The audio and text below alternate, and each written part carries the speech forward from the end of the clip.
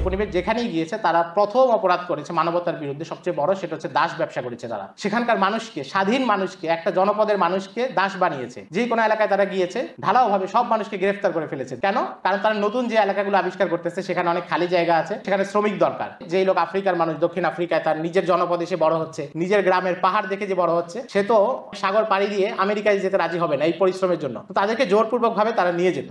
যে পরিমাণ দাসদেরকে নিয়ে গিয়েছে এবং হত্যা করেছে, আনুমানিক সংখ্যাটাই হচ্ছে প্রায় 2.5 কোটি। 2.5 কোটি মানুষ শুধু জাহাজে আসা যাওয়ার পথেই মারা গিয়েছে। এর বাইরে যাদেরকে উত্তর আমেরিকায় নেওয়া হয়েছে, সেখানে তাদের লাঞ্ছনার জীবন এবং কষ্ট, সেগুলো তো হিসাব নেই। এবং তারা এখানে একেবারেই বর্বর আচরণ করতো। এবং এটা বাংলায়ও হয়েছে। আমাদের চট্টগ্রাম, নোয়াখালী এই অঞ্চলের প্রচুর মানুষকে পর্তুগিজরা নিয়ে গিয়েছে। আমরা হাম্মাদের নাম শুনেছি, বোম্বেটে জলদস্যুর কথা শুনি। এই অঞ্চল থেকে তারা এদেরকে নিয়ে যেত। মুঘল যুগের একজন বিখ্যাত ইতিহাসবিদ শিহাবুদ্দিন তালিশ ওনার বই ফাথিয়া ইব্রিয়াতে বলেছেন, উনি একদম সমকালীন প্রত্যক্ষদর্শী। উনি লিখেছেন যে তারা যখন কোনো মানুষকে বন্দী করতো তো তারা জাহাজের খোলের ভিতরে রেখে দিত। আমরা ওই যে সাগরে মাছ ধরার জাহাজ দেখি না, মাছগুলোকে নিচে খোলের ভিতরে রাখা হয়। সেখানে আলো বাতাসের কোনো ব্যবস্থা ছিল না, খাবার দাবার কিভাবে ঘুমাবে কোনো ব্যবস্থা ছিল না। যখন তাদের মনে হতো দিনে একবার বা দুইবার উপর থেকে কিছু ভাত ছিটিয়ে দেওয়া হতো, অর্থাৎ মানুষ পাখিকে যেভাবে খাবার দেয় সেভাবে ভাত ছিটিয়ে দেওয়া হতো। সেখানে মানুষ কারাকারি করে এই খাবারগুলো খেত, যেন মানুষের জন্য জায়গা বেশি না লাগে, অল্প জায়গায় অনেক মানুষ রাখা যায়। এজন্য তারা মানুষের হাতের তালু ছিদ্র করে সেখান দিয়ে রশি ঢুকে একজনের সাথে আরেকজনকে বেঁধে রাখতো। এটা হচ্ছে তাদের দাস ব্যবসার সামান্য নিদর্শন।